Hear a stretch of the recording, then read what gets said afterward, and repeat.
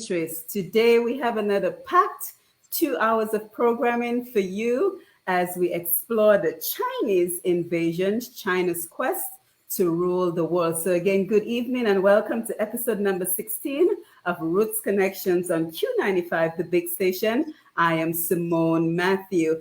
Today we are joined by Dr. Thomson Fontaine, Dr. Dion George, Mr. Alvin Thomas, and we are also expecting Mr. Lennon Mathieu a little later on in the program. So good evening, gentlemen. How are you today?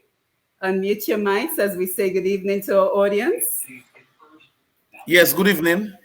Thank you, Dr. Simone Mathieu. Good evening, Dr. Thomson Fontaine and Mr. Thomas. It's really good to be there. I think the topic is a very timely topic. As global politics, things are changing. And absolutely, China is part of the Caribbean. China is poised to be the world new leader. And so having a conversation of that sort, I think it's an academic exercise, but it also means a lot for economic and our national development policies as well. And so I welcome the opportunity. Thank you so much. I pray that God gives His Holy Spirit to be with us through this conversation. And hopefully we can have a very interactive evening this evening. Thank you so much. Yes, thank you. Alvin, you want to say good evening? Yes, good evening, Simone. Let me again thank you, and let me say good evening to my friend Dion and Thomson. And again, thanks for the opportunity. Saying good evening to Lambi in studio. Good evening, Lambi, and to our many listeners and viewers on Facebook. I concur with what Dion has said. I mean, it is a fact that China now is going to be one of the leading global powers entity. It's projected by 2049, China may lead and be the number one, even above the US. So the fact that China now has engaged with Caribbean countries and even in Latin America, and what are the implications for us as small developing states, is certainly something that we need to concern ourselves with. I noticed, Simon, in your opening remarks, you referenced China's invasion, that word invasion.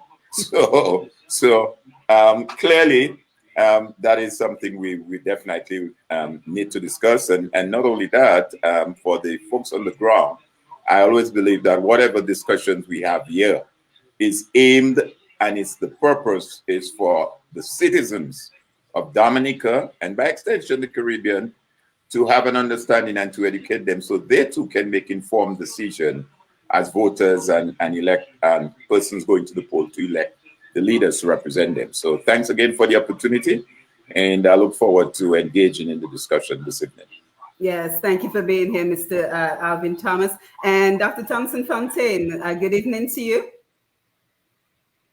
Hi, good evening. Good evening, Dr. Mathieu, and to my esteemed colleagues, Alvin and Dr. Dion George. It's delighted to be here. Of course, Lambi, very good evening to you. And to the thousands of listeners to your program, Simone. It's great to be here tonight to discuss a very interesting topic. I think one that should concern us all in Dominica and in the Caribbean, because we are discussing the question of Chinese, if you like to use a big word, Chinese hegemony, or the influence that China is trying to convey across the globe. You know, it's very interesting. You know, in 1980, China probably influenced one country in the world. Had influence. And we talk about influence. We are talking about in areas of trade, diplomatic dominance, and security. Those three critical areas.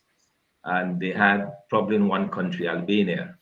Fast forward to 2021, and they're competing almost neck and neck with the US in Asia, in particular in Africa, and increasingly in the Caribbean region.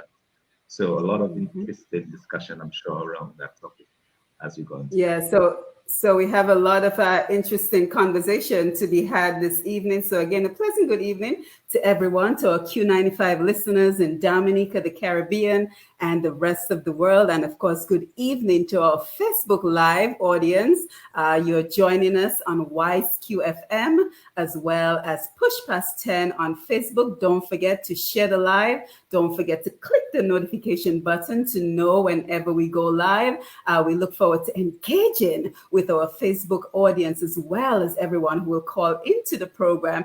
And just a quick note, we are also now live on YouTube. So if you jump on the Q95da.com website, again, www.q95da.com, and you click on the YouTube link, you will be able to see us live on YouTube as well. So good evening to Mr. G, the Q95 family, Lambie on the console. Thank you so much for being with us as always. And our engineer, Mr. Sherwin Norris. Thank you for always keeping us connected. And as always, we remind you that if you missed any of our episodes of the program, you can check out q95da.com for past episodes. So for example, the last time we looked at beyond the entertainment industry, how thousands of Dominicans are impacted when we cancel Carnival. So playing right now on q95da.com, you can check out some of our great programming. So again, if you're just joining in, we are looking at China's quest to take over the world and the implications in particular for Dominica and the Caribbean region.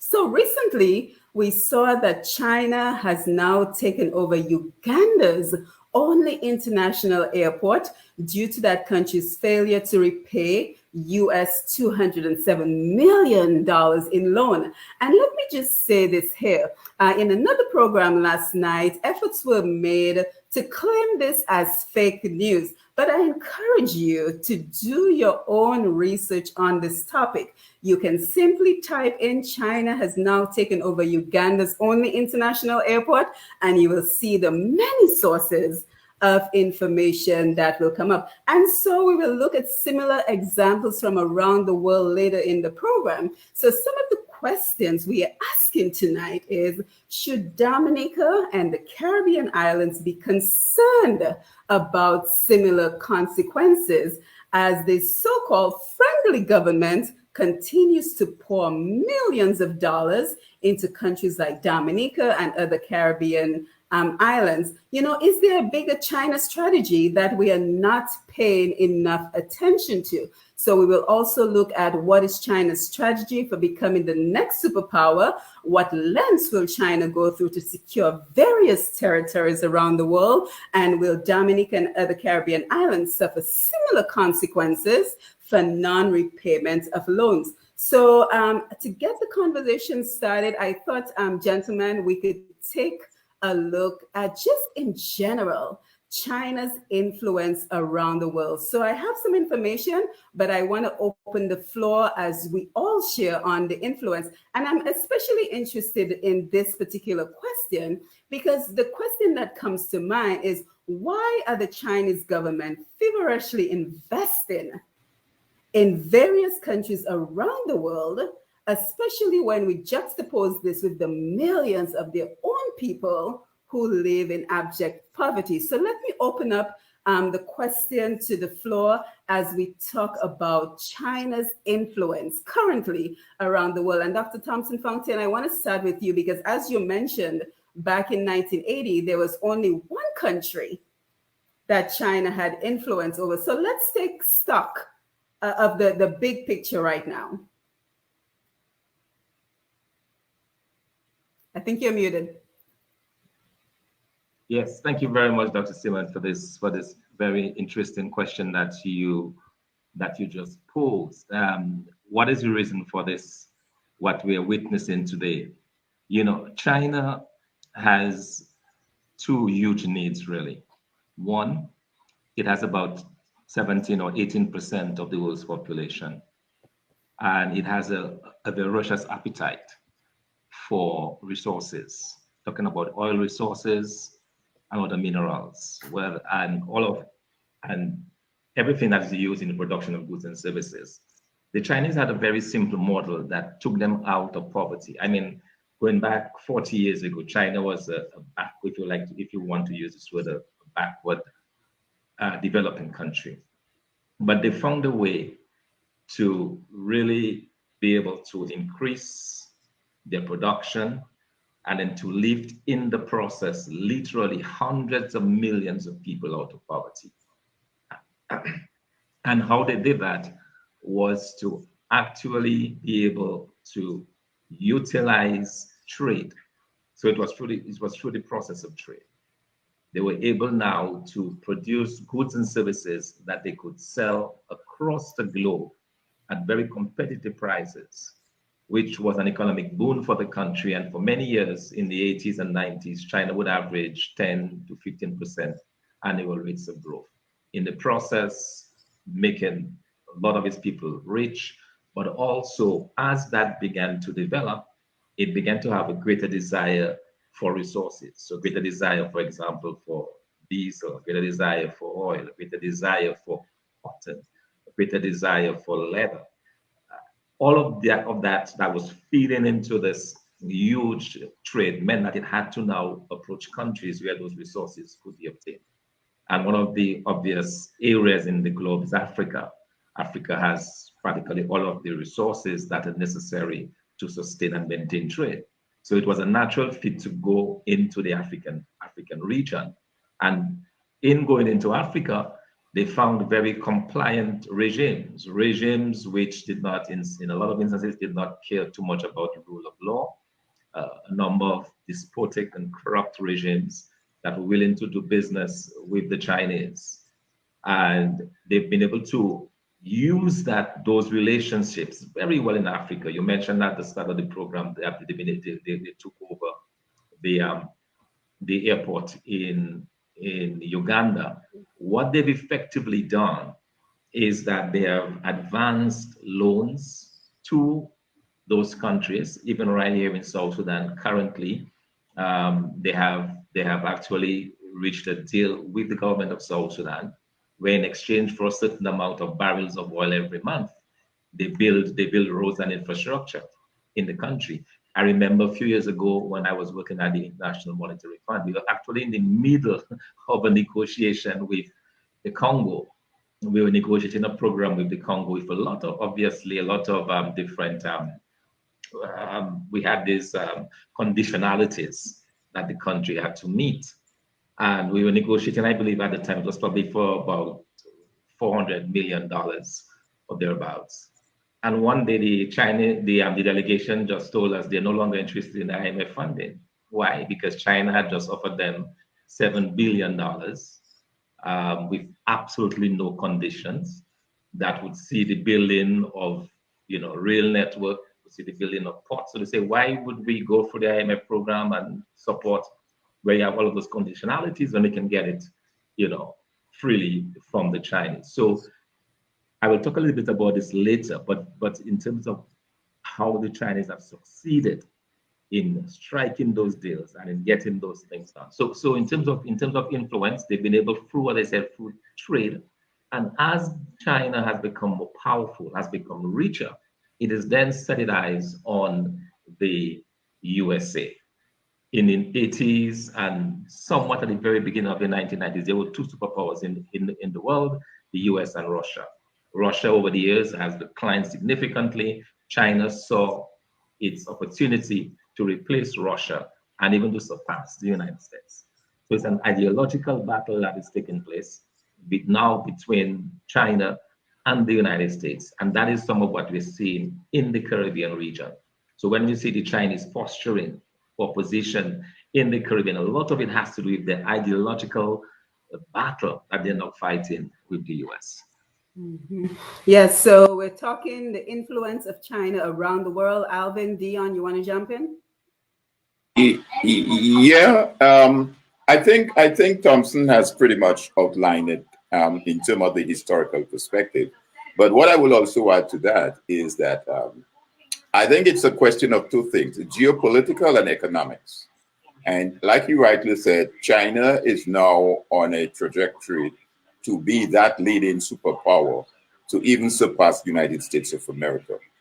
And what China has seen, and Thomson rightly pointed out, is that in terms of the resources that there is in Africa, and to a large extent in the Caribbean, I mean, when you talk about oil reserves, you talk about Suriname, Guyana, Trinidad. When you talk about timber, you talk about Guyana. When you talk about bauxite, you talk about Guyana as well. They have seen that opportunity there to exploit that, and it's basically that's what driving China's presence. As I said to someone the other day, it has nothing to do with the question as to whether China like Caribbean people, African people, because we are in fact looking at a complete different culture, lifestyle, if you want to put it this way. So it is clearly a question of economic and geopolitical. Yeah, and I would also. just check to see if there's a television on in your background. I think I'm Oh, hearing. oh yeah. Hold on for me a second. Hold on. Mhm.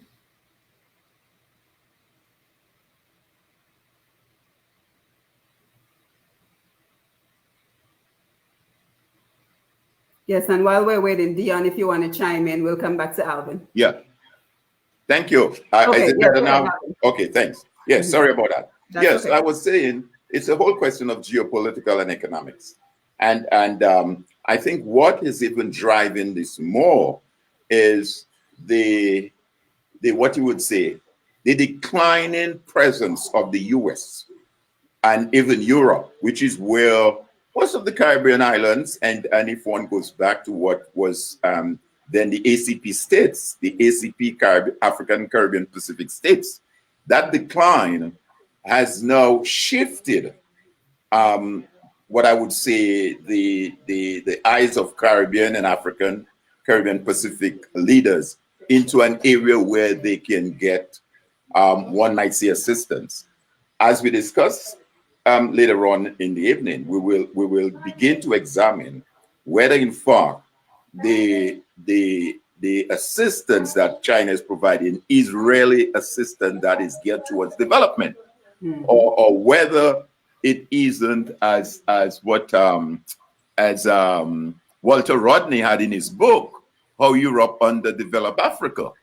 Maybe we could twist it around and say how China underdeveloped Africa, or even Eric Williams, who wrote on capitalism and slavery in his book.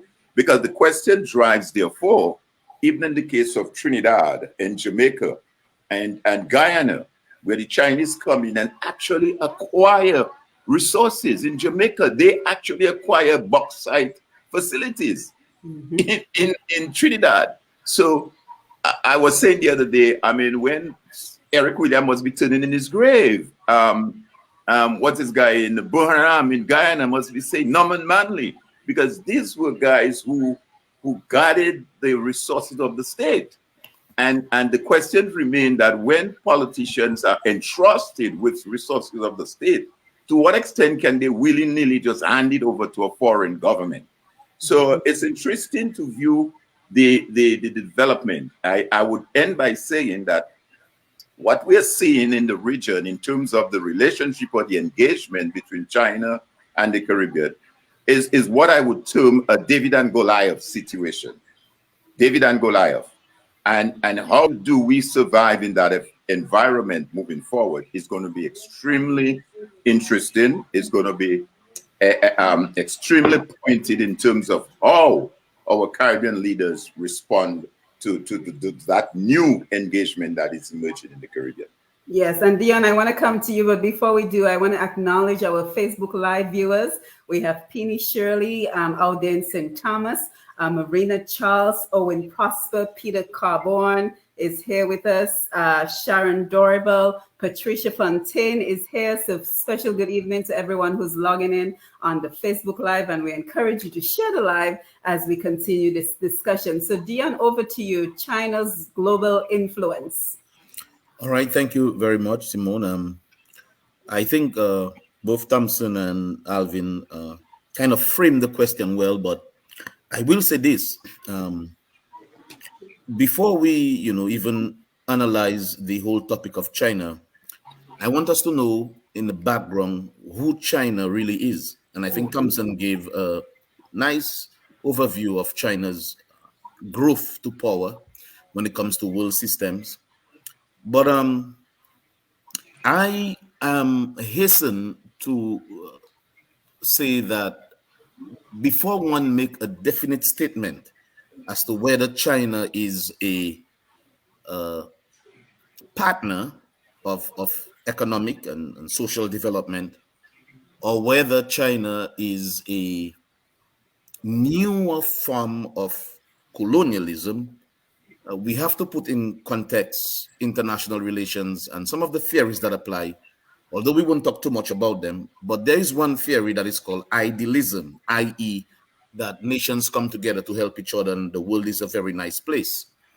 Another theory is called realism, i.e., that countries look for their self-interest. And it does not make a normative statement as in good or bad, that China is bad or China is good. The point is that they have an interest. The question becomes, if there is a relationship with other countries, including the Caribbean, then the question is, what are our interests, right? And so that's just a background to set up this framework as to how we approach this question. The other thing I would say in the beginning is the fact that political scientists have had a divided view as to where China is right now. There are those who say that China is a mixed sort of economy, both politically and economically.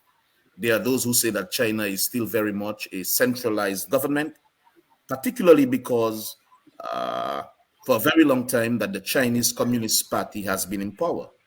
Indeed, recently as 2007, the Chinese leader said very clearly that he do not see China becoming democratic in the next 100 years. He was very adamant about that. And so one recalls that since 1949, when the Chinese Communist Party took power, and they have still remained in power then, they went along with a dynasty which is called Maoism. And that happened from 1893 to up to 1973. And there were two main policies. I'm talking about national development policies that shaped China. And the reason I'm mentioning that is to give a little backdrop as to who really China is.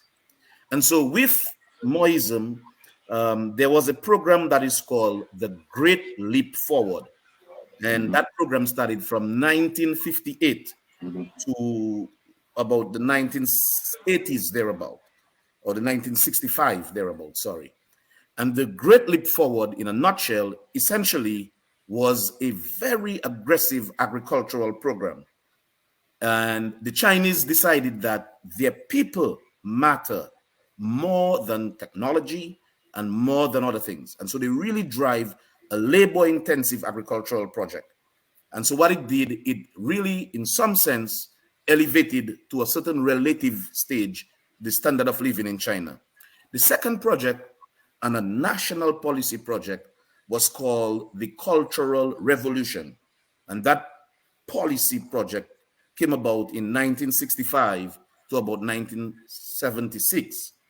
And the Chinese Cultural Revolution was this. It says that anybody that went against the government is an enemy of the state, and that they would do everything to make sure that they suppress anything that would come against what they coined as national development, right? So that's just a little backdrop. Of course, after Mao passed away, we had what one might call the Deng Dynasty, and I think Thomson touched on it.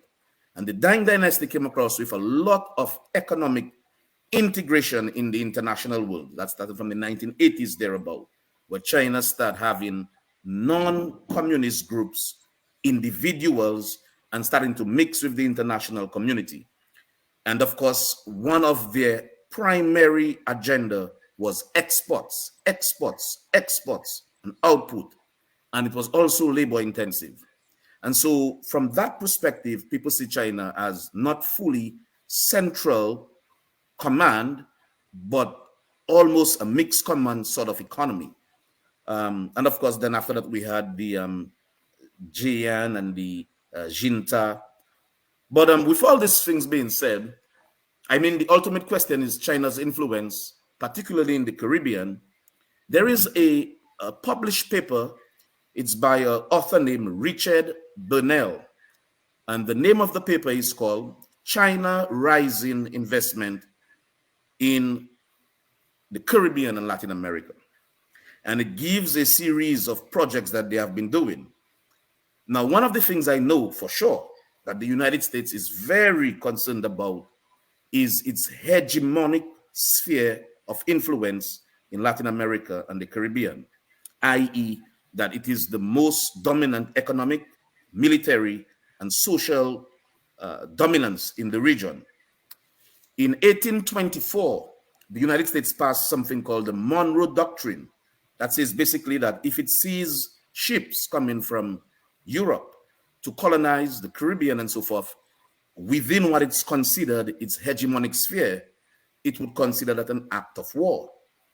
It's very interesting now with the Chinese. I thought there is a little gap and that the Chinese are playing a very thin thread.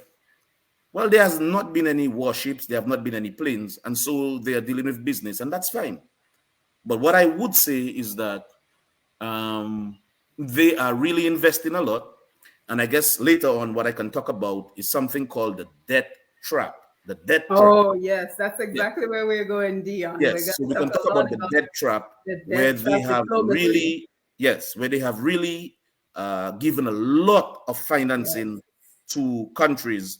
And what happens then when the countries cannot pay it, then they go back and they loan from the Chinese again to pay the loan that they have, right?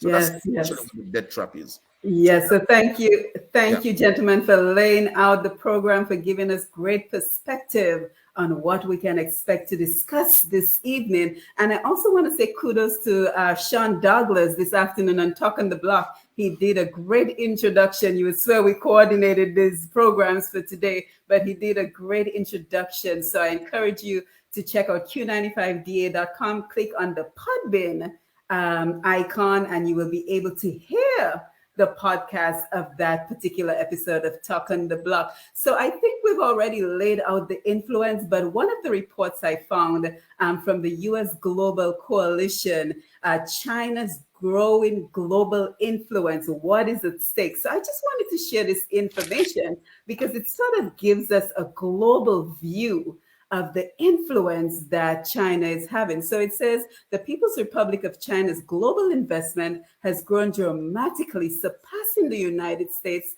as the largest trading partner with many countries in Latin America, Africa, and challenging America's strategic influence around the globe. China has pledged to become a world economic leader by 2025, right? So just a couple of years from now.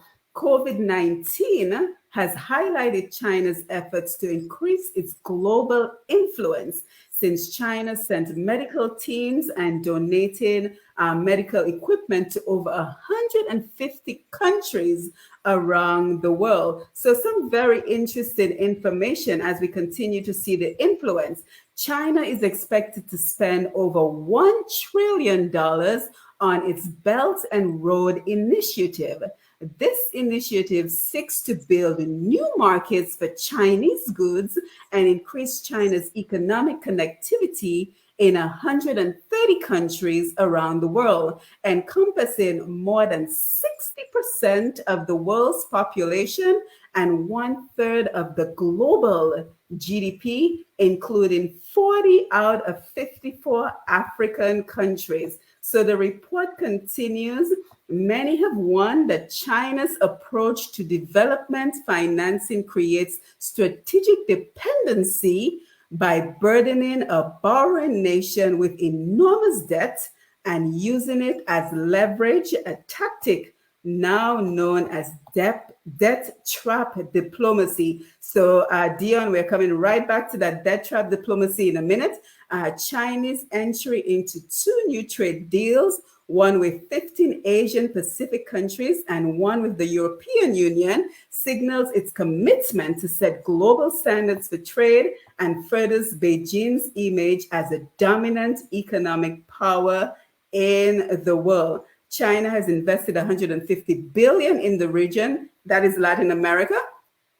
China has invested 150 billion in the region since 2005, more than the combined lending from the World Bank, Inter-America Development Bank, and the CAF Development Bank of Latin America, of which 90% has been directed to 4 countries: Venezuela, Brazil, Ecuador, and Argentina. Now, let's take a look at Africa. In Africa, China has increased its investment in Africa by more than 520% over the last 15 years, surpassing the US as the largest trading partner to Africa in 2009 and becoming the top exporter to 15 out of 48 countries in sub-Saharan Africa. According to McKinsey, there are now over 10,000 Chinese firms in Africa with the potential to generate 440 billion in revenue by 2025. So why should we be concerned? Why should we be concerned about all this influence that China is having around the world? Anyone, feel free to jump in. Well, we have to be concerned, Simone, because, you know, clearly, and I mean, again, Dion gave some sort of perspective, historical perspective as to where China was and where it is today. And from what we have seen so far, I mean, it is clear. Let's take Dominica, for example. Let's narrow it down to Dominica. Dominica has entered into this arrangement with China. And over that period of time, I mean, we're talking about an arrangement that goes, a good 12, 15, 13 years, if not more. And I mean, in terms of what can we show as development from that engagement? I mean, yes, they talk about what you call it, the Dominica Friendship China Hospital. I mean, they've been trying to complete that hospital for the last 5, 6 years now, if not 7 or 8 years. China built one 1,000-room hospital in 5 days during the COVID pandemic situation. They gave a stadium. We have a stadium, but in terms of transfer of technology or folks being able to even maintain the stadium, it's my understanding that when the lights go off, the bulbs are so high up that they don't even have the proper equipment or tool to change the bulb. Agriculture, I read recently a document that suggests that the Bay Oil, that was an area that the government wanted to aggressively get back on track. As you know, Bay Oil is still in high demand throughout the world. It's one of the base ingredients in any of the pharmaceuticals, perfumes, and all that stuff. And we had a very thriving Bay Oil industry in terms of agriculture. I mean, have we seen anything? But yet we are carrying a huge debt.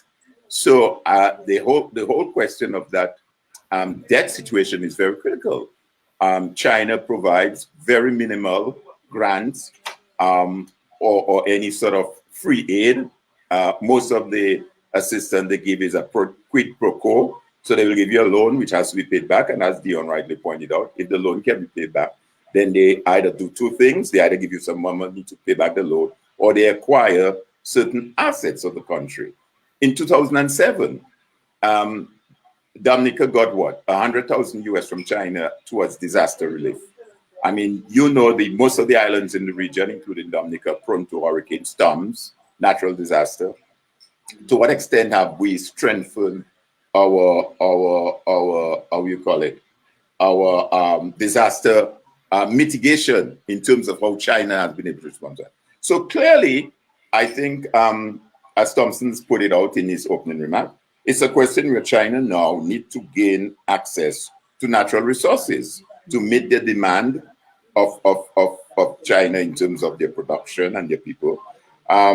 They need to promote their China good. On the question of trade, Thomson will again more directly speak to that. There is a complete imbalance.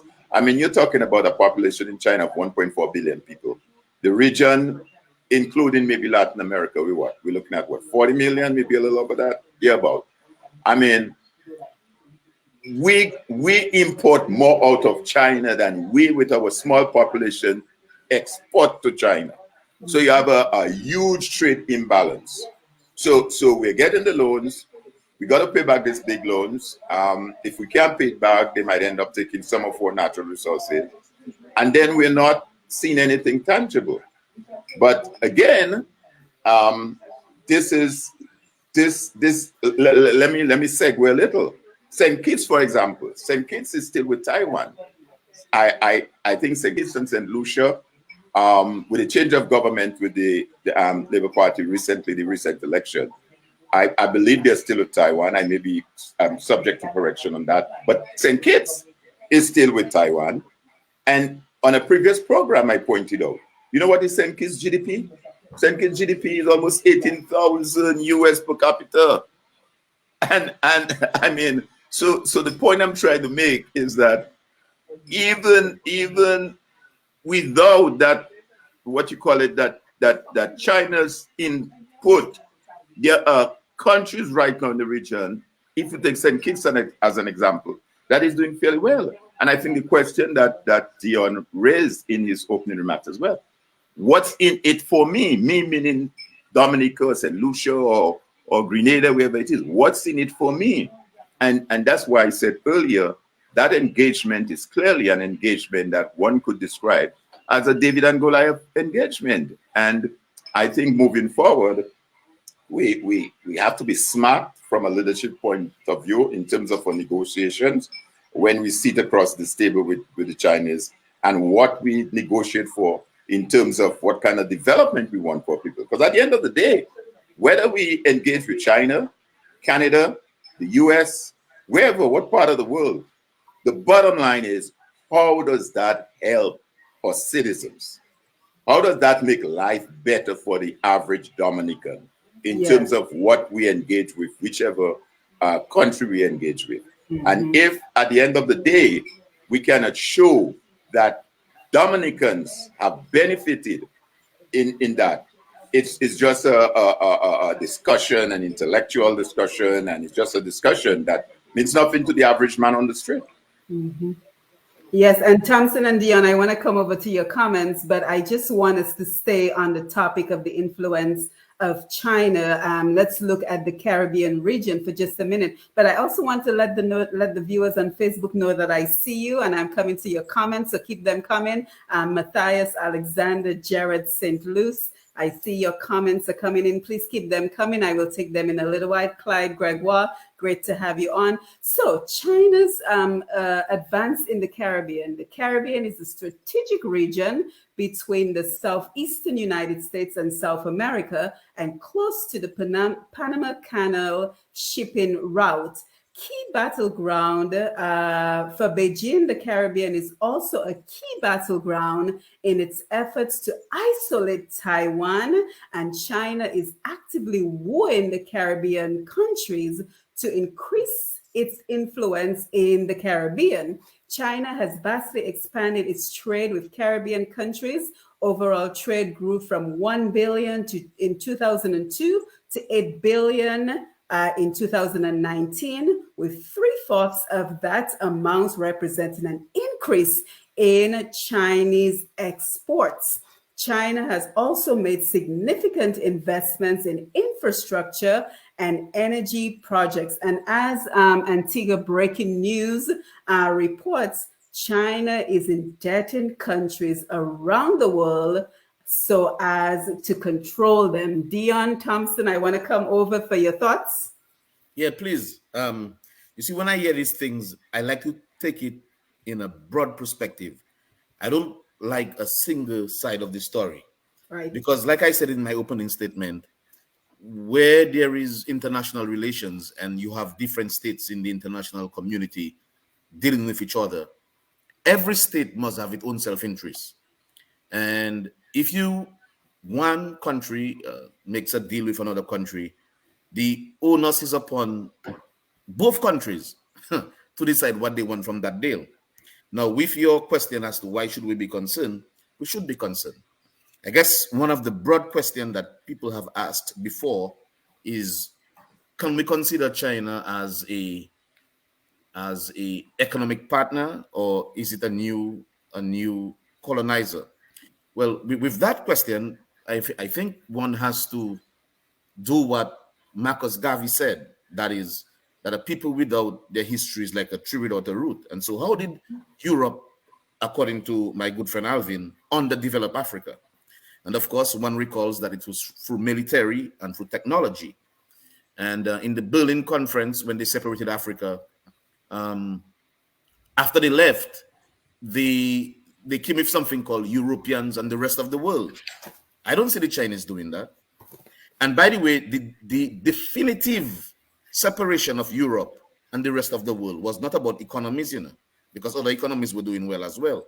It was about race. So I don't see the Chinese doing that. And so if the Chinese engage with Latin America and the Caribbean, and we need the help. In fact, there are those who have argued sometimes the West were not that friendly to the Caribbean. And so there are scholars who argue that perhaps China could be a viable alternative. And so with that, we have to take it with a grain of salt. So what should we be concerned about? We should be very concerned, because the idea here is, what is the national policy and what are we getting from it? All right. And I just think that where the relationship with China is concerned, we have to understand who we are dealing with. China is not yet the world superpower. In 2012, okay, let me go back. In 1980, the US, and I just want to put that in perspective, and then you can move on. In 1980, the US had a GDP of 3 trillion US dollars. The next country after the US was China, with about 1 trillion. In 2012, the US GDP was about 16 trillion. China own was about 7 trillion, Japan 6 trillion, Germany 4 trillion. What it means, my dear friends, is if you were to add China, Germany, and Japan, don't even talk about the UK and France, and them. They're far from that. They cannot come close to the United States. If you have to look at the amount of money the United States spend on it military, add the rest of the world together, I don't think they're coming close to the United States. And so when we speak in context of, China is going to be the next world leader, very possibly it is, because I can tell you that, yes, China's standing military is bigger than the US population. China have a standing military of over 500 million and more. The US population is just about that. But in terms of the GDP, in terms of how much it spends on the military, China far, far, far from the United States. And so, yes, I think even the Secretary of State, Anthony Pinkin, on the Biden administration, he said it. He said, yeah, perhaps in the next few years, China might be the country with the highest GDP and maybe even military and economic. But he said, not yet. And he says, for it to integrate, it have to do it well. And so it's a very interesting thing that we have to observe. Yes, and it's not just an academic discussion. And so when we, as leaders in the Caribbean, decide to engage with them, we have to know how we deal with them. Yes, Thomson. Yes, Thomson. Thank you, Dion. Thomson, you're muted.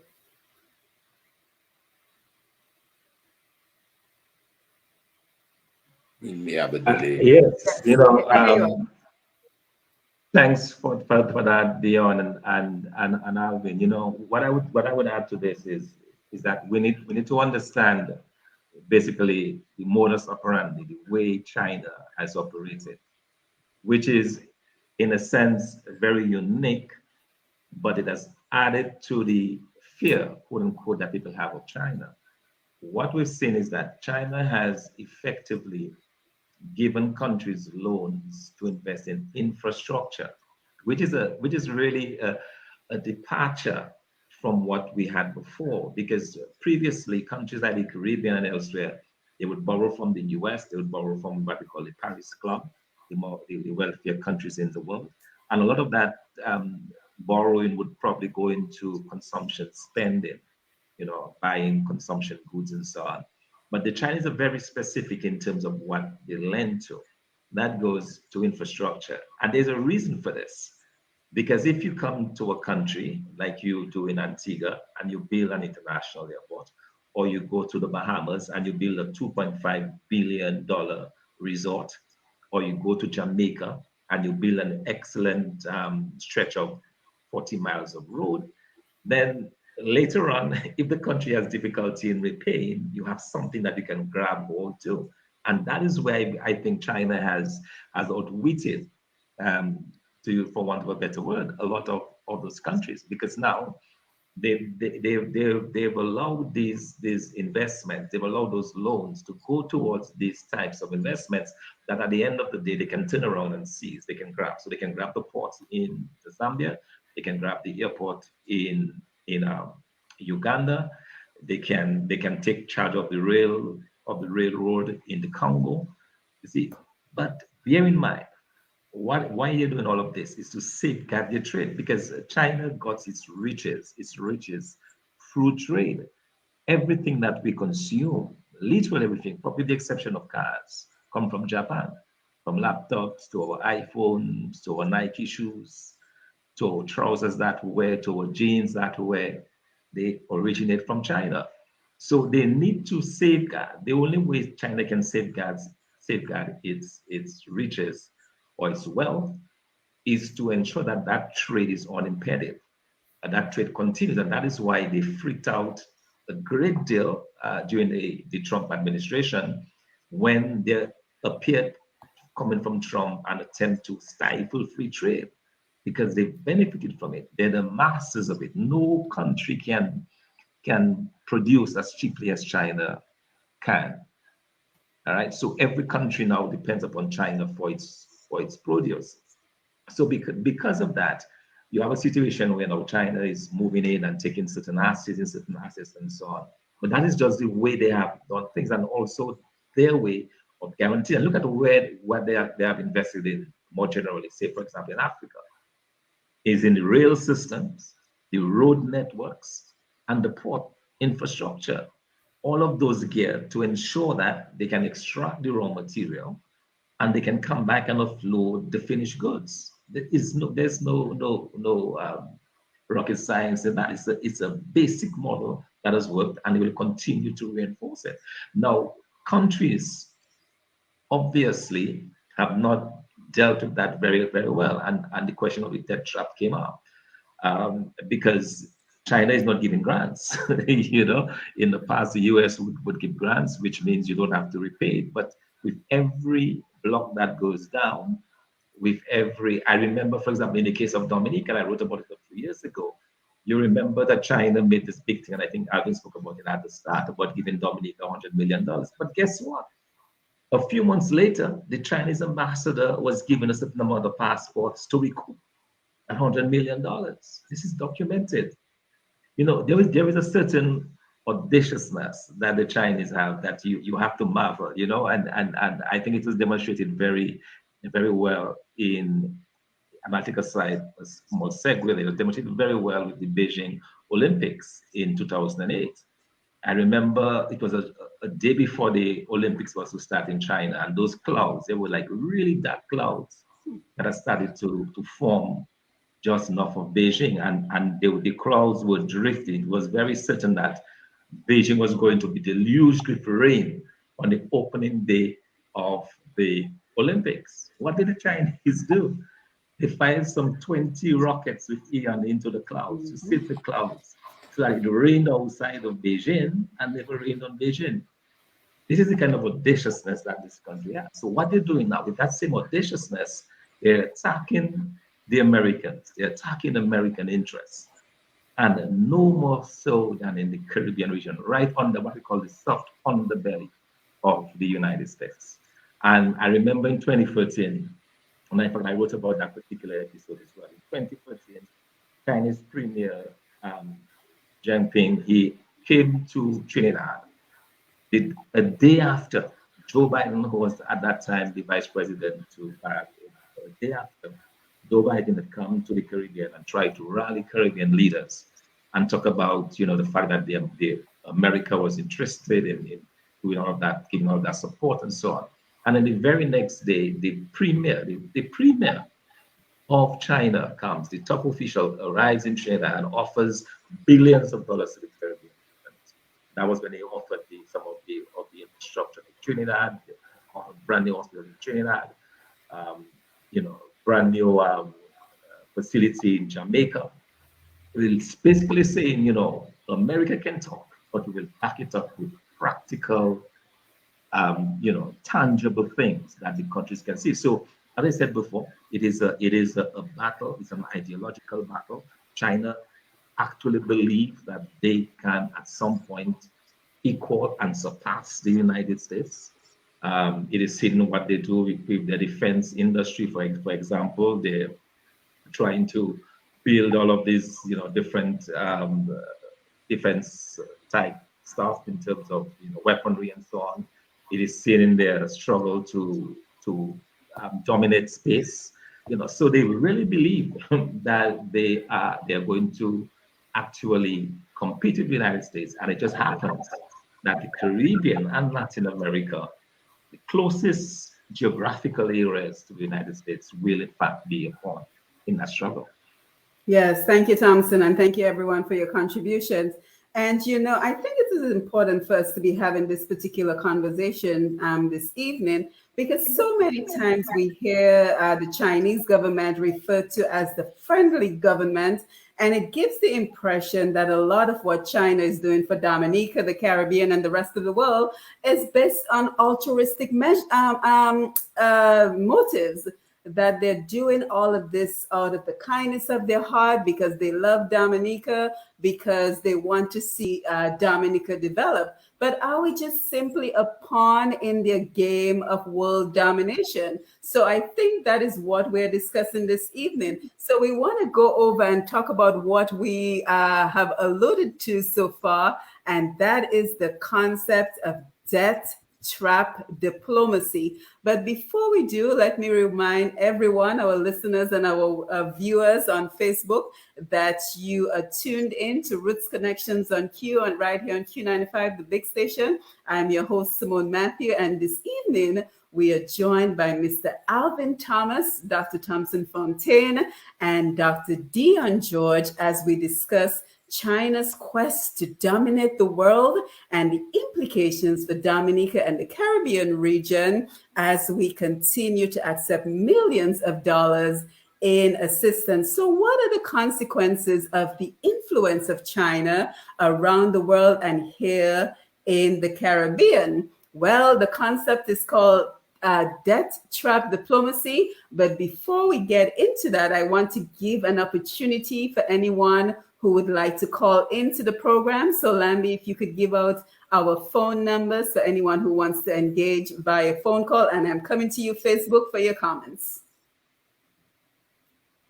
The numbers are 449-3095, 449-3096, 449-3097, 616-4257, 305-432-9624. The numbers again, 449-3095, 96 and 97, 616-4257, 305-432-9624. Back to you, Simone.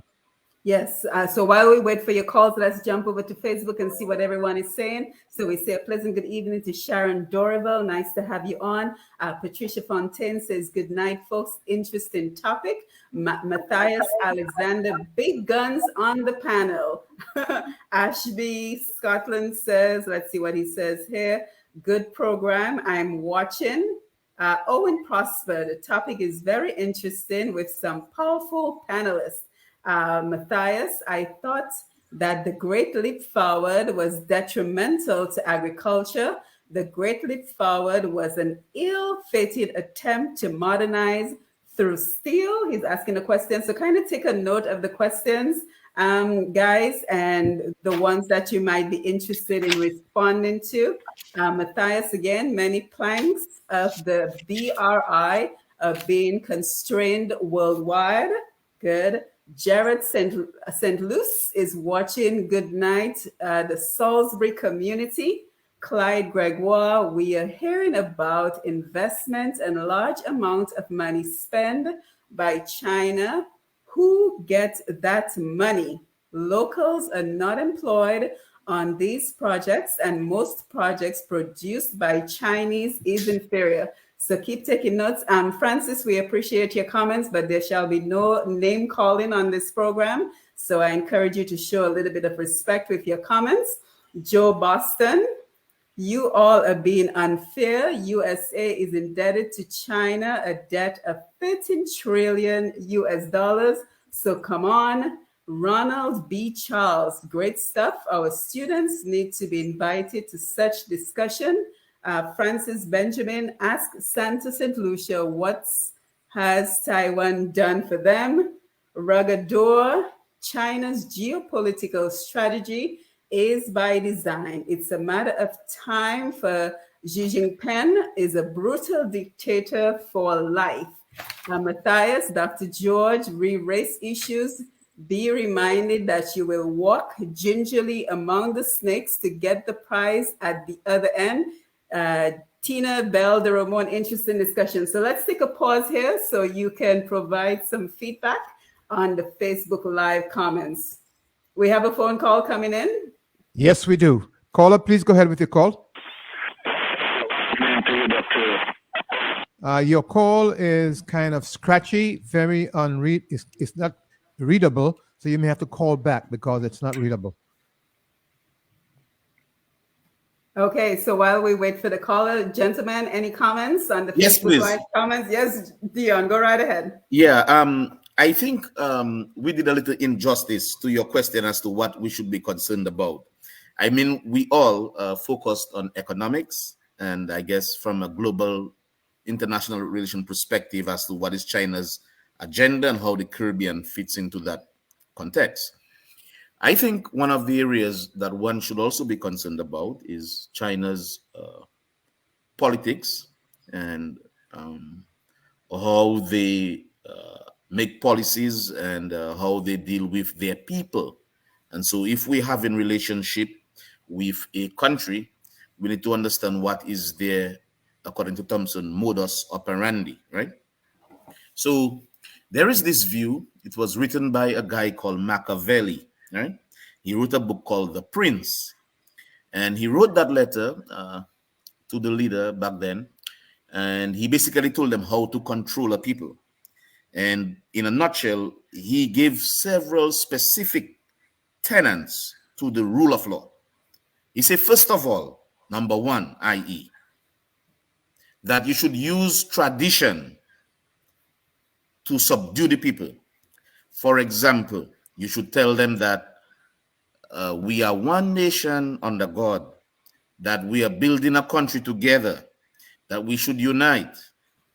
In fact, he goes as far as saying that we should say that this is not my will, this is God's will, to get the people subdue to their cause. Another thing he said, that it is better to be feared than to be loved or to be hated. If you are hated, the person can kill you. If you are loved, the person can take their love back from you and then break your heart or something. If you are feared, people respect you. So Machiavelli said one of the ways to deal with people and deal with countries in perspective, deal with states and nations, one, listen carefully. He said to conquer them. Put your own people in their lands. Give your own people employment in their lands. He said crush them, that those that are looking on can understand the kind of atrocities that your state can put upon them. It will keep them subdued. It will keep them docile. And so that's how Machiavelli said to handle a state. But I can go on, there are other aspects to it as well. And so I mentioned that as a snippet to say, well, what is China's policy? What is their record? How have they dealt with the situation that they have with Taiwan, Hong Kong, with their own people. And so, yes, they are becoming more a globalist country. They are trading more. But what is the modus operandi? And is it an open society? Is it overt? Is it very clear what the policies are? Or is it really centralized and covered? The point is, these are things that we ought to consider. So when you said, what should we be concerned about? I just thought that we left that out, and perhaps we should consider these questions as well. Yes, thank you, Dion. Thomson? Oh, we have a phone call? Yes.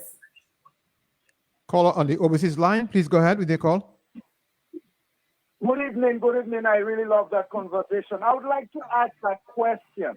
We say China emerging as one of the leading countries in the world, how we would put it, but how you could calculate that when these people working under conditions that nobody else in that the world would want to work. When a man start working for $1 a day, in China, how do you calculate that and give China so much power? Look at Dominica. China is a country I believe in propaganda, Look at Dominica.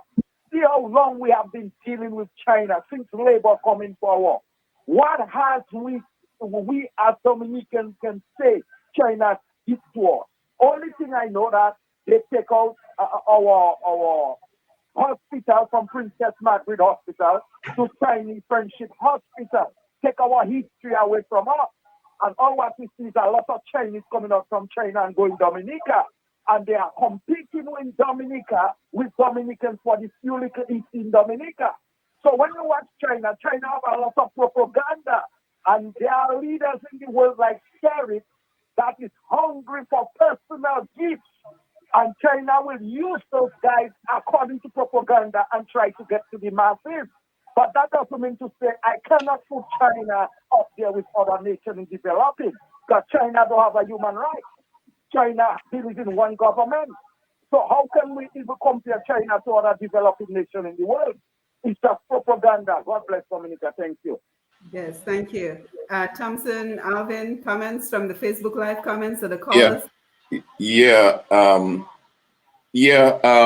I think one of the comments you made regarding Facebook was that I think one of the callers said the U.S. owes China 1.3 trillion, and pretty much. So what's the big deal with us in the Caribbean? Bear in mind that the U.S. is what it is, the U.S. And if the U.S. owns 1.3, whatever the number happens to be, I mean, there is no comparison between what the U.S. may owe and what we owe. As of the period 2005 to 2021, China had already given a total of $133 billion in loan to what we consider Latin America and the Caribbean, with Brazil accounting for 61 billion, Peru 25 billion of that. And like Thomson said, most of those loans go into infrastructure, part of what they call the BRI initiative. In terms of the closer Caribbean countries, Jamaica has a $2.68 billion, Trinidad has a $1.94 billion, Antigua $1 billion, Bahamas well over 350 million, even Cuba 600 million, Guyana 2.49 billion. I mean, clearly, I mean, by any stretch of the imagination, you can see that these countries, including us, are going to be saddled with debt. And when you have economies, again, I'm trying to bring it back home, Dominica, because I'm sure most of the folks on the call listening are Dominicans who want to get an idea as to what this engagement means for them. We have no production, nothing. Where's our production outside the CBI? How are we going to pay back those loans? How on earth are we going to? I mean, I would use a term that's been used. China is engaging in what's called a checkbook diplomacy. Mm-hmm. That's what they're engaging in, a checkbook diplomacy.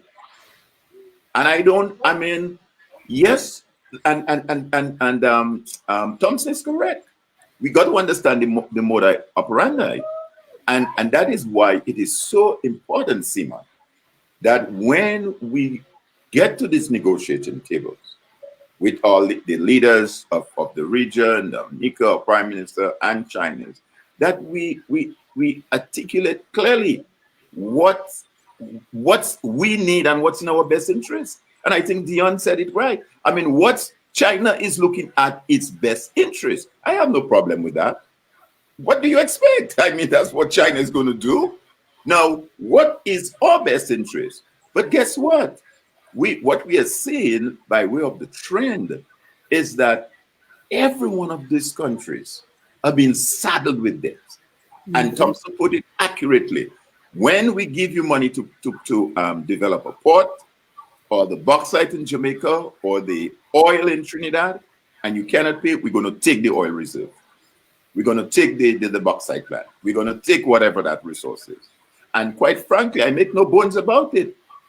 This is a new form of colonization that we're seeing. A period. I mean, yes, there may be more to it, but that is another new form of colonization. Because at the end of the day, say what you want, who pays the piper calls the tune. And like they say, money talk, what is it? Money talk, bullshit walks, or something like that. So, Alvin, we have a call coming in. Sure. On the overseas line call, are you still there? Yes, good evening. Good evening, members of the panel. Go right ahead. Yes.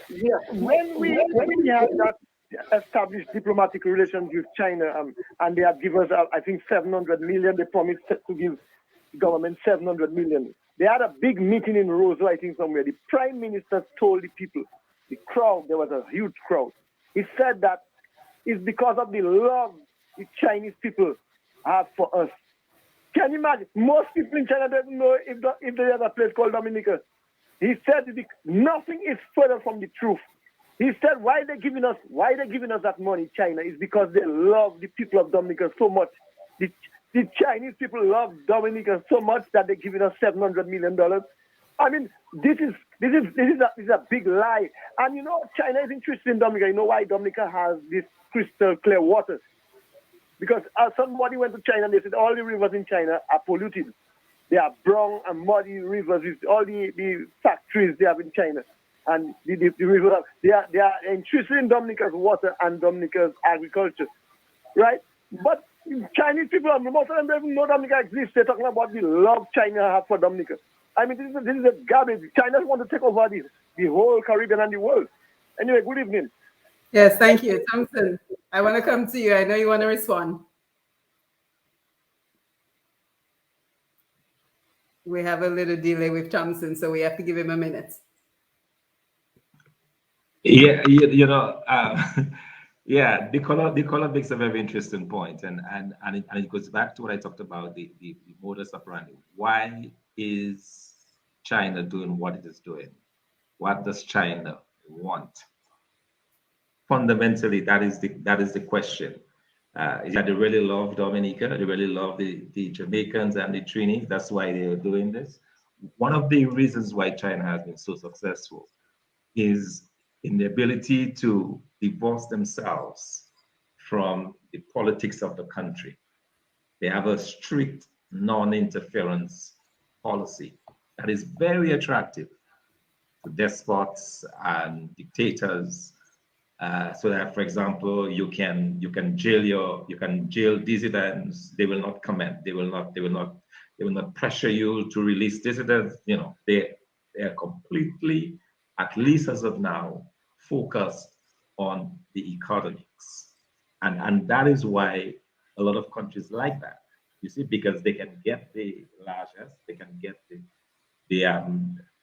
these benefits from the Chinese without having to give anything up. I gave the example earlier of the conditionalities that is imposed by the IMF and the fact that China comes in and says, I will give you 10 times more money and you don't have zero conditionalities. So that's very attractive for some countries. But you know, Dion raised a very important point having to do with the politics itself of China and their accusations of its human rights abuses, the way it treats its weaker population sector, Muslim sect, the way it deals with dissidents. Some time ago, we had a situation of the Chinese super tennis star who was disappeared for a while. We've had this situation of the head of Alibaba, a company that makes on average about $2 to $3 billion a day in sales. And the leader disappeared for a while. And when he came back, he was a changed person. So you have those political situations within China. We have the way they've dealt with dissidents in Hong Kong. So you have these issues, these human rights issues, these human rights violations that countries that are willing to reciprocate. So you keep your mouth shut on our personal affairs. We will do the same. We will not criticize China. We will not take. But ultimately, the idea is for domination. Ideologically, the battle is between the U.S. and the Chinese for supremacy. And at the end of the day, I will say it again, we are simply pawns. And it's not because they love Dominicans. Absolutely. And I think that's what we want to dispel this evening. We have a call coming in. Yes, we do. Caller, are you still there? Go ahead, please. Yes, Lambi, good evening to you, Simone, and the panel. Good evening. Simone, I want to big you up and appreciate you having them bigger heads up in there today and bringing the truth to the people and information that a lot of them don't understand. Because I was tempted to call because a gentleman called a while ago and said you don't see China as an emerging superpower. China is not an emerging superpower. It is a superpower right on the steps of the United States. And this is why we're having this conversation tonight. But may I say one thing? All what have been said tonight is a fact. It is true.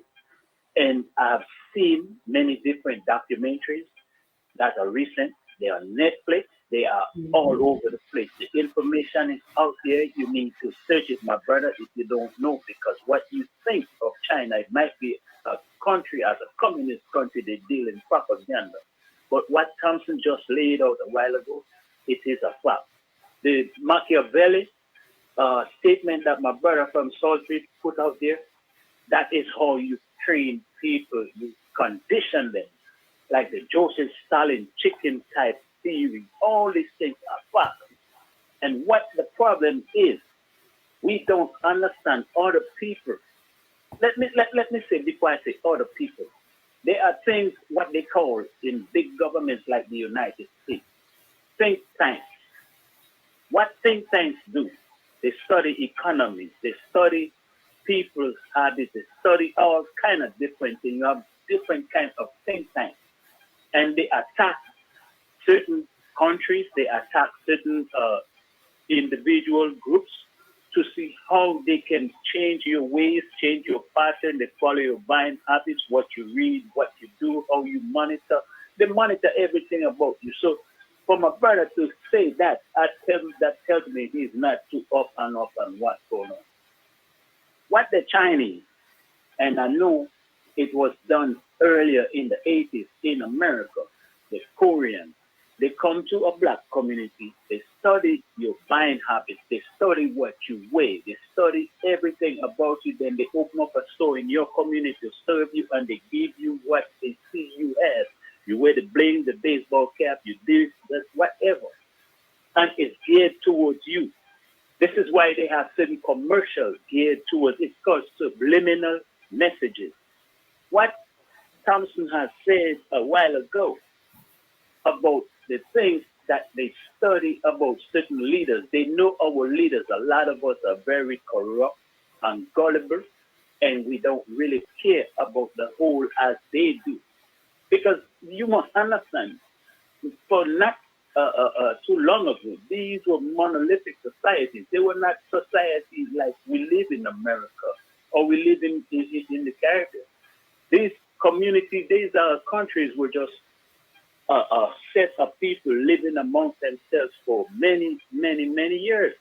And it's only now in this global village they have more outsiders coming in. You understand? So I want to say to you, Simone, I'm enjoying this conversation tonight, and to all your panelists. One thing before I go, Thomson could tell you, the Chinese has put an outpost in California. They have a military base they put over there in Djibouti. They put what you could say is a small Chinese city in Ethiopia. The city is not named like Addis Ababa or any kind of King's Highway or whatever that Ethiopian Amharic words. The city is built with Kwanjong and these kind of names, the counties in China, the different cities, all the streets are named like that. They're setting it up in their way. And because they study us in a manner, they know how to operate amongst us, and we, amongst them, they don't really, like Thomson said, and he got it right. They don't say a thing about what the leaders do. They don't talk about the leaders' corruption. They let it go as it is because they have an agenda, like my brother from South said. Their agenda is China and its people. Thank you. Yes, thank you, caller. Thank you for your contribution. So what exactly is debt trap diplomacy? So let's take one more quick call, and then we certainly want to get into debt trap diplomacy and how it works so we have a better understanding. Caller, please go ahead. Good night, Lambi. Good evening. And good evening, Dr. Simone. Yes, good evening. You know, Lambi, in my opinion, our relations with China does not really contribute nothing to the citizenry of Dominica. First of all, I mean, the Chinese giving the government a loan, and they will bring if there is construction, they bring in their people to work. They bring in the construction material that the country, Dominica itself, they come with their container with their food. They do not, you doesn't see a Chinese in a restaurant in Dominica eating a food. You doesn't see them in a bar taking a drink. What they does, I mean, what Dominican people doing for a living, they will come and sit down on your side. If it's bakes you selling, they will come and sell the bakes, half the price that you are selling it, so that they can overtake you. So, in all sense, the Dominican citizen does not benefit anything with the relationship of China, because they does not participate in anything in Dominica. They bring in their rum, they bring in their food, they bring in everything. And when they finish do the work, the money go back to China, and then Dominica just have a structure watching. But as to benefit the average people of the country, that is not happening at all. Even now, I mean, the CBI finances the Chinese getting all the jobs in Dominica to do while our people sit down on the wayside not doing nothing. Yes, thank you, caller. Thank you for your contribution. Why is that? I said thank you for your contribution.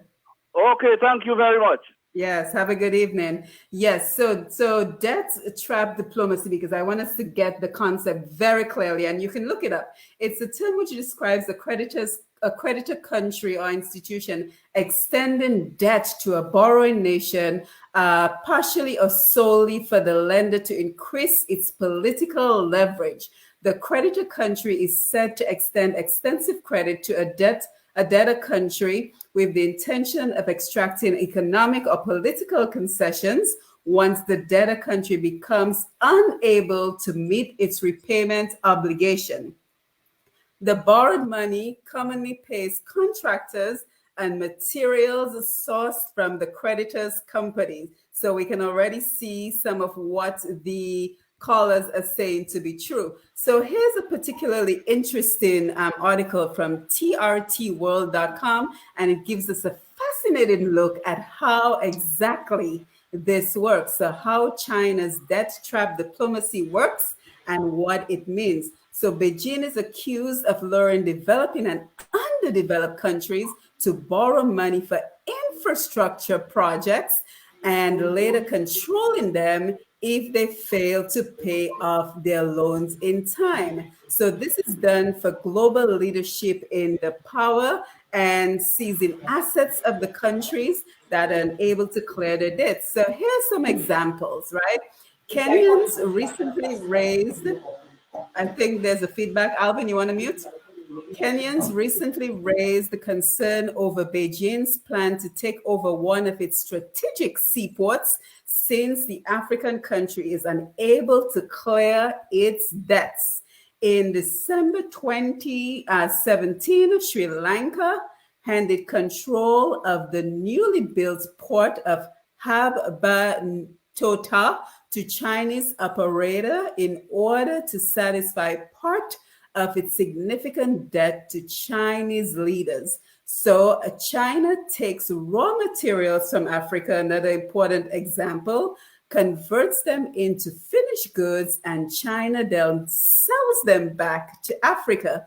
What many people on the continent perhaps did not imagine was the rise of China as a power center with politics that remind many of British colonialism in Africa. So Dion, I think you were the one who kind of alluded to the fact, and I think a number of us this evening alluded to the fact that this may be a new form of colonialism.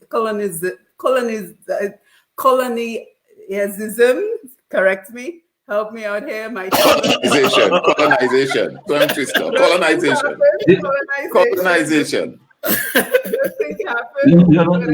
Tongue twister sometimes. Tongue twister. Yes, Simone, sorry, unfortunately, I'm not able to hear the real-time conversation, so I may be a little bit behind the curve there a bit, or maybe even talking over somebody else who is talking. It's just because I'm not able to hear you guys in real time. But I wanted to comment very briefly on this issue of the debt trap. I have my own reservations about that term, because when you think of a trap, as we say, you think of something that you don't know is there. So you're walking in the forest, you're looking up at the trees, and suddenly you just go down because somebody set a trap for you, and you just, you get caught. The point of this whole thing is that these leaders are going into these agreements with their eyes wide shut. They know what they're getting into. They know, and somehow when you say it's a trap, it's like you're removing responsibility from our leaders. But as I said, these work very well in countries where you have a high level of corruption, so that the politicians' hands are buttered, or their mouths are buttered, and they take on this debt knowing full well that they may not be in a position to repay it. But there are some very enterprising ways that it can be done. For example, in Uganda, which is just next door to where I am right now, what they've done, where they've borrowed from and most of the borrowing is from the China Exim Bank. They have an export-import bank that countries borrow from. What they have done is that they've said, okay, we are taking the money, we are taking a loan to build a highway between Entebbe, where the airport is, and Kampala, the major capital.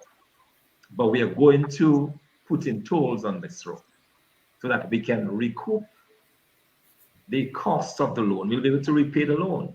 These are the kinds of innovative ways that countries can deal with this issue. But to say, okay, I'm just going to take the loan, I'm going to build a road to nowhere, because you can offer kickbacks to different people, and then at the end of the day, you have to repay the loan.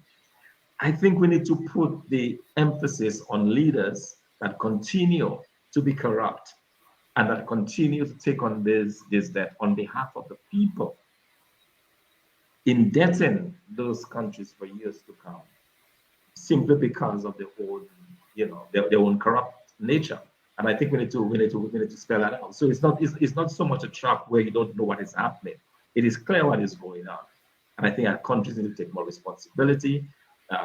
Populations need to call on their leaders to be more responsible in their borrowing habits, and to understand that there is a cost. There is a cost to borrowing. There's definitely a cost to borrowing. Yes, Right. Alvin. Thank you, Thomson. Yeah, I kind of agree with Thomson in a way, but at the same time, I think it is a trap that they're walking into. There's no doubt about that. But I think while I will make a comment on that, earlier in the previous comment that Thomson made, Thomson alluded to the question of the ideology and the politics. We cannot turn our eyes to that. That is so important and so crucial in that engagement that China is having in the region. He talks about folks not having the right freedom of speech, dissidents, folks are being, jailed for whatever, the Alibaba situation. This cannot go unnoticed. And that is all part of that engagement that China is having in the region. But in terms of the debt trap, certainly it is. I mean, let me try and use an analogy to describe that. Most of us on the panel, and I'm sure most of our listeners, especially those in the US, recalled a couple years ago when homeowners were given money. They were given money to buy homes that they couldn't afford, that they know they were not going to be able to pay for. What happened? The whole economy collapsed. Folks lost their home. That's what's going to happen as far as all of this money that China is flooding into this place. Because when, for example, I gave you a few minutes ago the breakdown of some of the loans. When Jamaica is not able to pay that $1.2 billion, what's going to happen? They're going to claim a certain resource in Jamaica. As I said, whether it's the bauxite or whether it's some, timber. So they're owning the resource of the country. It's clearly a new form of colonization. So I mean, it is something that we cannot dismiss. But I think in all of that, and as Thomson rightly put it in, we can dismiss, or we can overlook rather, the ideology that China comes in the picture. And I think he's right. Most of our leaders lack the vision, they lack the foresight. They go into this negotiation very naive. And obviously, China end up having the upper hand. China has the upper hand, determine what is in their best interest. And like I said earlier, I mean, I can't fault China for that. At the negotiating table, when you go into a negotiation, there are two sides to a negotiation. There's a demand, and the other side either agree or disagree. But because of the fact that we are so impoverished in terms of ideas and everything else, that we don't have what it takes to be able to negotiate in a manner that is in the best interest of the country. And we end up, holding the sticky end of the bargain. So clearly, it is something that's going to affect the region down the road. I see it coming. There's no doubt about that. Can I say something? Yes, go ahead, Dion. Yeah, I do not want to take the single side of the story. I said that in the beginning. And I don't want to put all the blames on the global south, on our leaders. Several things I would say. Number one, in the Bible, Jesus had healed some leopards, right? And I think he had healed 10 of them. And only one came back and said thank you. And I think there is a saying in Patois, Creole, that bon Dieu haït un égoi, that God do not like ungrateful people. I recall in political science that there was these studies that says, if the Caribbean is not getting the best results from the West, i.e. the United States, the IMF, etc., that perhaps that the Chinese would be a good alternative, right? And that there should be a plurality of options in terms of doing business and international relations. Obviously, the onus is upon our leaders to make the right decision and make the right deals. But if you cannot get help from, say, for example, the IMF, and you can get a help from the Chinese, you choose your own poison or your own medicine. It depends on how you want to look at it. So I don't want to look at the Chinese as being bad, because this is being very normative. It's being judgmental. I think the onus is upon our leaders to decide what deal are we getting, and is it good? Is it in the long run, can it benefit us? That's the first thing I just want to put out there. The other thing I want to say is, I heard Dr. Fontaine said something there. I thought it was very interesting, that the Chinese has a policy of non-interference in the local politics of where they give loans or grants or whatever, but I think it's more loans. But he can correct me. But I believe the IMF have the same policy, that they try not to get involved in the political run-ins of political parties. So in other words, if Labour in power in Dominica now and they lost power next election, it doesn't mean the IMF will stop deal with Dominica. I don't think, I believe, and he can correct me, I mean, he has worked there for a long time, I don't believe they get involved in the politics of how the funds are spent. Even so, that's why the debt trap is not unique to China at all. In fact, even with the IMF, there are many studies about the debt trap, that leaders would go and borrow money. And the sad thing about it is that, say, for example, that they would have used the money for some projects, perhaps they would use it for campaign re-elections, etc. And that they would pay it back how they can. The IMF is a bank, and once they're getting back their payment, but they're not going to say, okay, you took the money for a loan or to give farmers or for small businesses, and now we haven't seen that happen, and they'll still get another loan. So I am not sure if that is unique to China. The other thing I wanted to mention is the caller that called, and he referred to me as the Salisbury guy, is the situation calling China as if China is a superpower. I beg to differ. I recall before World War II, let's say about World War I, the world was considered to be a multipolar military economic system with countries like Germany, Japan, the United States, not even the United States really, but like England, France. Of course, the US military build-up after World War II, and England was crushed, France crushed. The world ended up being what is called a bipolar system, leaving the Soviet Union and the United States as the world two superpowers. It so happened that in 1990, the fall of the Red Curtain, the Soviet Union fell. And so it left what is called a unipolar system. So it moved from a multipolar, bipolar to a which left the United States as the world superpower. I am not sure that China, both economically or military, can claim to be unparalleled with the United States. Now, I know there are other people who say yes. If not, well, you will see in the future. And in fact, like I told you, that the Secretary of State, Anthony Pinkin, for Joe Biden, he said that. He said maybe in the future. But he said when that happens, it has to happen gradually. So, I mean, we're talking about a lot of things there. And I like to take things very, according to one of the people on Facebook, gingerly. Yeah, to work gingerly. Because I don't want to be ungrateful to China where we could not get loans somewhere. They give us the loan. And here we are on a program saying that they are a new colonizer and so forth and the other. Very well, they may be. Again, my original point, the onus is upon us, the leaders, to decide what agreement we make with them if we want it. And so I think the conversation needs to be had, as we are having right now, that what are we dealing with, who are we dealing with, and how do we go forward? On the issue of the debt trap, it's not only China.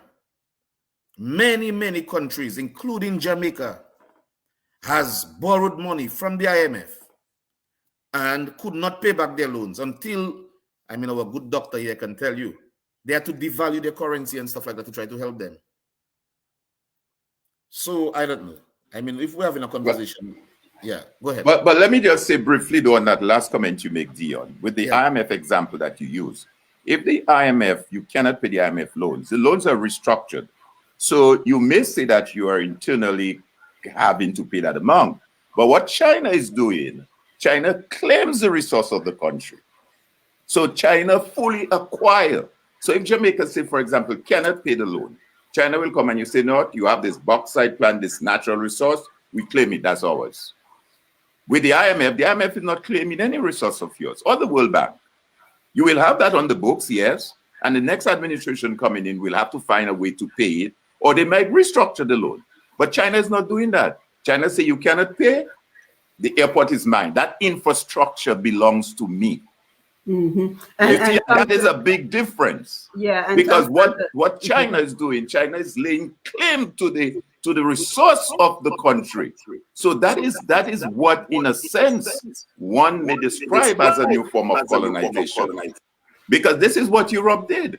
Europe claimed us as black people as slaves and claimed the land on which the sugar and the cotton was grown. It belonged to them. Yeah, and that is why you have this big discussion of reparation and all of that that's going on now. It's a debate that's going back and forth.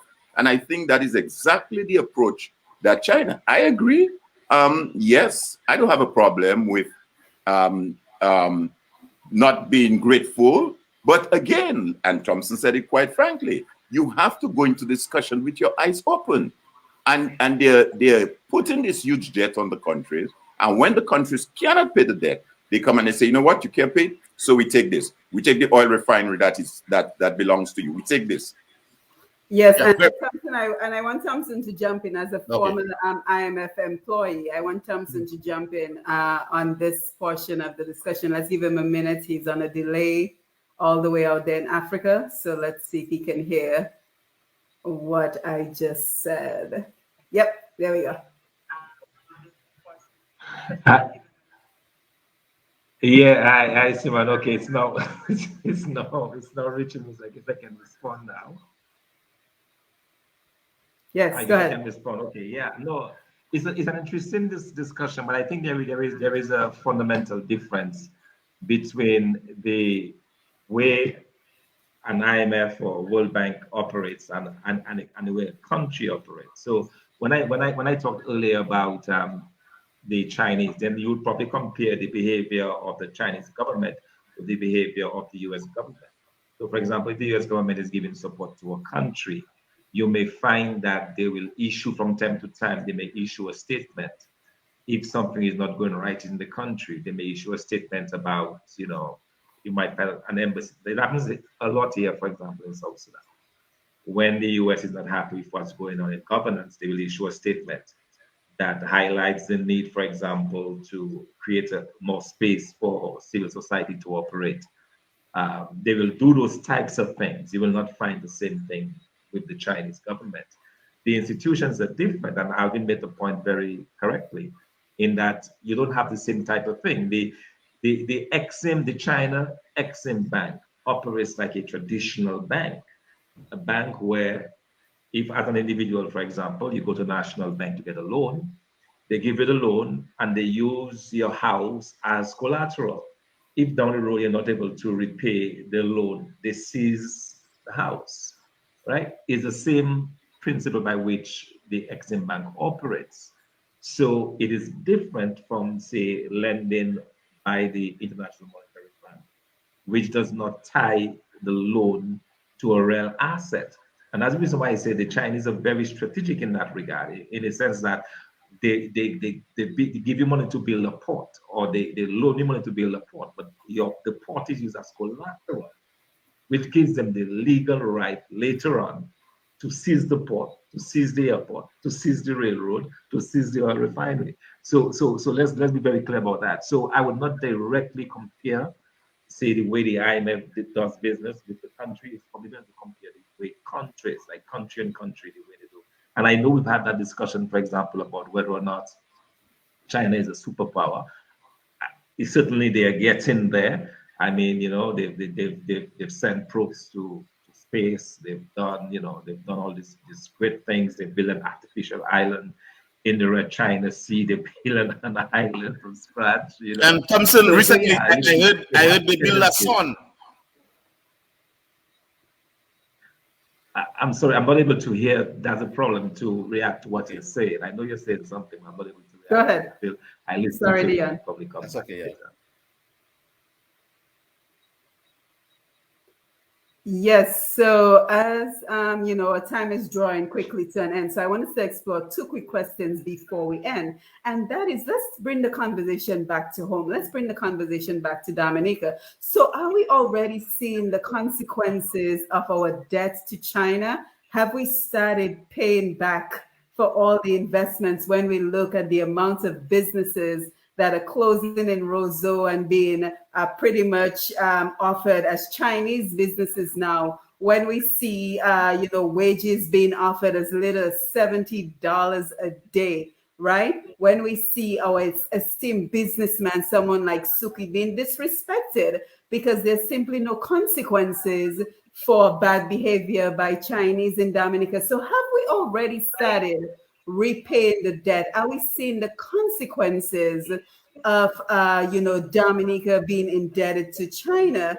And the other question that I have is, many might say, well, if not China, who? In the same way that many say, if not the CBI program, then how are we supposed to invest in Dominica? So as we get ready to wind down our time this evening, I just want us to take a look at both of these topics. Anyone want to chime in?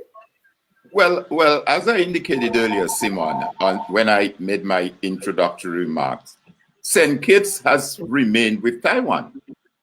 The Chinese have been trying to lure St. Kitts into joining in that engagement. Who knows? Maybe after tonight, a year from now, 2 years from now, they may join. I don't know. But as we speak now, they are with Taiwan. And St. Kitts been doing relatively well, a GDP of over 17,000 US. As a matter of fact, St. Kitts is number, and Dr. Fontaine could correct me on that. St. Kitts is number 3. Puerto Rico, which is kind of part of the Caribbean, is at 32, well over 32,000. Bahamas is at 28. St. Kitts comes in at 17,000. Trinidad, 15. Trinidad has oil. St. Kitts don't have oil. Barbados at 15,000, a little over 15. Antigua, 14. Grenada, 9. St. Lucia, 9. St. Vincent, 7. Guyana, 6. Dominica, 6,526. That's the GDP per capita. So clearly, it's not for want of not being able to do. It requires a certain leadership, certain vision to be able to drive and do the thing. And you're right. At the end of the day, no matter what agreement that the government of Dominica may enter into with Chinese, how does that relate to the man on the street? Like George Bush always says, are you better off now than you were 4 years ago, 5 years ago, 10 years ago? How does that relate? Is there employment? Is there production? The roads that they say that they will finance the infrastructure, has that infrastructure been able to stimulate the economy and provide for our people in Dominica? We know recently that the government of Dominica entered into a visa-free arrangement with China. They're the only, so again, I stand corrected, but the only island in the region, in the Caribbean, that entered into that kind of arrangement with China, a visa-free. Sometime in 2020, you had what was called a China, the Caribbean countries having a diplomatic relation with China, hold on it was a special vice ministerial meeting on COVID. You know who was the vice chair in addition to the foreign minister of China? Our Kenneth Darrow minister. He was the vice chair of that grouping, where you had Barbados, Trinidad, Antigua, and the rest of it. So the question remains, to what extent that engagement has translated into some sort of meaningful, something you could say, well, okay, yes, they're into that engagement, but at the end of the day, it reflects on the ground. There's been production, there's employment, the Chinese are doing a big project, so our contractors are involved, they're part of that technology, that transfer. So I think it was, I believe it might have been Dion. At the end of the day, no matter what resource the country may have, you know what's their major resource? Their people. Their people and the leadership. Because even if you might have gold, timber, gold, bauxite, whatever, if your people are not empowered, if the leaders do not have the vision, and on previous programs, I have mentioned Singapore as a classic example. Singapore, size of Dominica, no resource, no resource whatsoever, and how they have transformed that economy and that country over the years with what? Visionary leadership and investing in its people. So if I may say by way of my closing, because I think that's where you said you're coming to, I think as we move forward in that engagement, it's for not just Dominica, but for the rest of the region to step back a bit and to look at that engagement and say, well, how do I leverage and to what of the best interest it is for my people, and not just look at it from their own selfish point of view, which I think Thomson said. This whole question of corruption, what's in it for me? What cut will I get? In terms of Dominica's full disclosure, as well as the Dominica-China friendship or whatever memorandum you want to call it, very few of us, if not, none of us know what's contained in there. We just get in piecemeal, but nobody knows the extent and the details of that engagement or that MOU or what's contained or how that arrangement is going to benefit us as a country. So again, it's a discussion we will continue to have. There's no doubt about that, because like most of us have said there tonight, China is going nowhere. They're extending and they're trying to woo as many countries to join them and have a one China policy. So it's not going anywhere. It's a conversation we're going to have. But I think at the end of the day, you know what's going to determine that conversation? The extent to which we, the people, determine who we put as our leaders. Because based on that too, while it may be true that if a government changes, nothing say that because the government changes, you're going to change your diplomatic relations with a particular country. It doesn't operate like that. But at the same time too, the new government could say, you know what, we've had relations with you. Like have happened, they've had relations with Taiwan, but we don't like where it's going. We want to go this other way. So I want to thank you again, Simone, and always a pleasure to be on a panel with my good friends Dion and Thomson and Lambe in the studio, and to our many listeners. I know the Facebook, the YouTube, the Q95, there are many persons who are showing that interest in that kind of discussion. And I'm always, it's always an honor for me, a privilege, I must say, to be a part of that dialogue and to share my own little 5 cents, if I may put it this way, with the listening public. So again, Happy New Year to Dominica and to all the listeners, since it's our first program on your show, Simone, for the new year. So I wish Dominica well for 2022, and all those who are listening, Godspeed and good night. Yes, thank you, Alvin. Thank you so much for always being willing and able to chime in. Dion, I want to come to you, and then Thomson, I will come over to you. So same questions, Dion, as we get ready to wind down our time together. Have we started repaying our debts to China? And if not China, then what? And your thoughts as well. Dion? You're muted. Yeah, sorry about that. Yeah, well, straight off the bat, I don't know the MOU. I don't know the policies and whether or not we are repaying our debt. So I cannot speak on that. Yeah. What I can say, I'm hearing a feedback. I'm not sure. No, we don't hear anything. Okay. Yeah, what I can say is, nah, man, I'm hearing nothing. That's okay. We're hearing you just fine, Dion. Go ahead. Okay, cool. Yeah. What I can say is that I have some gratitude for the Chinese. I will say that because I know about the relationship we have had in the past with other countries and other institutions. And so it would be very disingenuous of me to just look at China from one side of the story. Mm-hmm. So again, I have said that before and I'll repeat it. The onus is upon our leaders to decide how they deal, what policy they make, what agreements they have with the Chinese. Right? So that's number one. The other thing I would say is, I'm very thankful to be part of this discussion, because what we did tonight, in effect, is we spoke about China's influence in the Caribbean and in Dominica. We spoke about China as a global leader, perhaps, whether it is a partner or colonizer.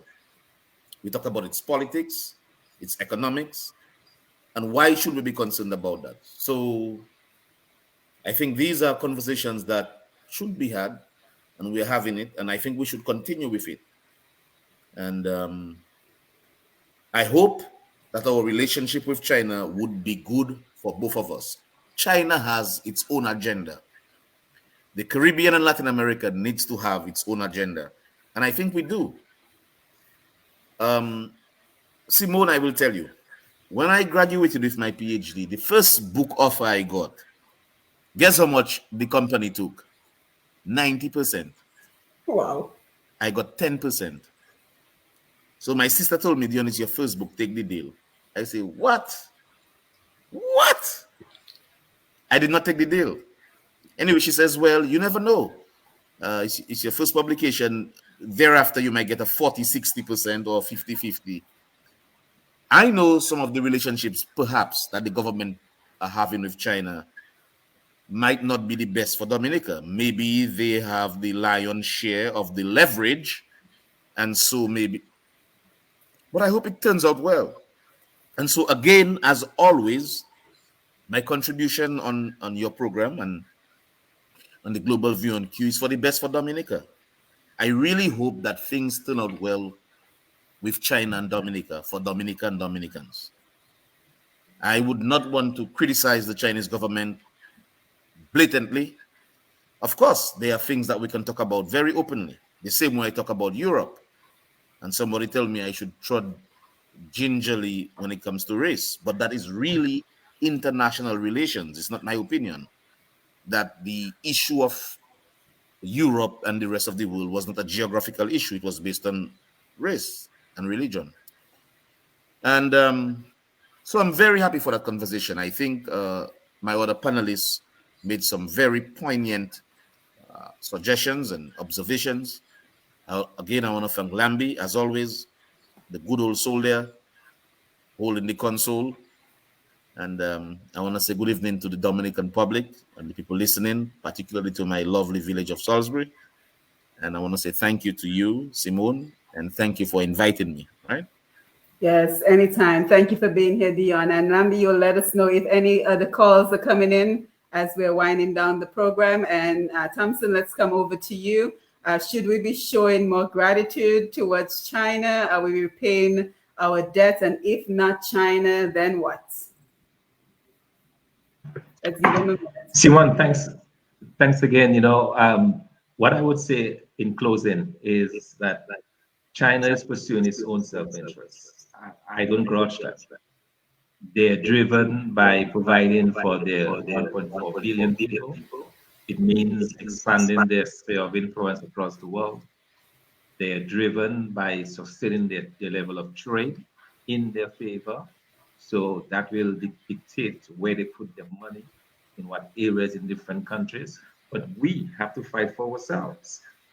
If I was in leadership in Dominica, I would have approached the Chinese to try to reduce the imbalance of trade. I would have approached the Chinese to help build up our small manufacturing industries. I know the Chinese are very fond, for example, of our whole pot soap.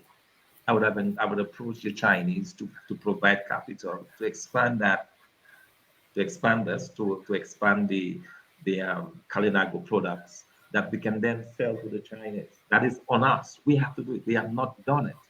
I'm not going to blame the Chinese for that. When we took the Chinese loan to build the State House, and we did not negotiate to have our local laborers be a part of this, I took the government to task for it. But I'm thinking, if I'm going to repay you, then I'm supposed to tell you who should be working on this project. But we are not doing that, and I think the failure is on our part. So I don't want anyone to think of this as Chinese bashing. What I hope we've done tonight is to be very impartial in our views in terms of what is actually happening. But I think when it comes to Dominica, we can do a lot better. We can do better to protect our people against the Chinese invasion. We've not done enough on this front. So there are things that I believe a government can and should do, because if you're looking at the interests of your people first, you will do those things that will promote those interests. We're not seeing that. And part of it, again, has to do with the failure, the extreme failure of this government. I mean, on any metric, on any level, any measuring stick you use, this government has been a dismal and complete failure. And no amount of window dressing, no amount of talking up, no amount of dimple theorizing is going to change that. This government has been a failure, and they've not worked hard enough in the interest of the people of Dominica. And that, to me, is the fundamental end of this conversation. Until we find a way, and Alvin said it right, ultimately it depends on who you put into office. Until we find a way to be able to articulate, to stand toe to toe with whether it's the US, whether it's the Chinese, whether it's the Russians, until we find a way to do it as a people. We understand where we want to go. We have a vision for our country, and then we come to terms with that. We set our own agenda. I'm not seeing this with this government, and to me, it boils down to failure of governance. All right, but as I think that as a people of Dominica, we have to hold our leaders to do more for us. We have to hold our leaders to a higher metric than just probably giving us a check for $300 every month. I mean, there is more that we should hold our leaders to. And I think the feeling is really on us as a people. We've not asked much of our leaders. They've not given much. And we are where we are. Appearing to be the victims when we are not. It's simply because we have not done enough in that regard. So that's how I will choose to end tonight, and also to express my thanks and gratitude to you, Dr. Simone. It's great to be in your panel at the start of the year. Alvin, it's always great seeing you. We go back eons, lifetime. And Dion, of course, it's great. And to all the people who contributed, I've been reading the comments on Facebook.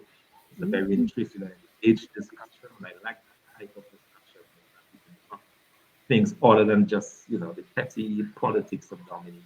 Talk about bigger issues, open up our minds, our thinking, open up our, the way we think of things, So I'm really happy that I've been a part of this discussion.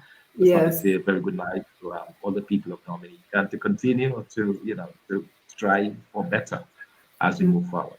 Yeah, thank you so much, Thomson Fontaine. I think we have a caller. You have 30 seconds to take your call. So let's take a final call, 30 seconds. Yes, I want to say it was a good program with China, but our next program, let's look forward for reparation for Black people. After 400 years of slavery, up to now, our leaders cannot demand reparation for Black people. So I'm looking forward for our next program. And thank you very much.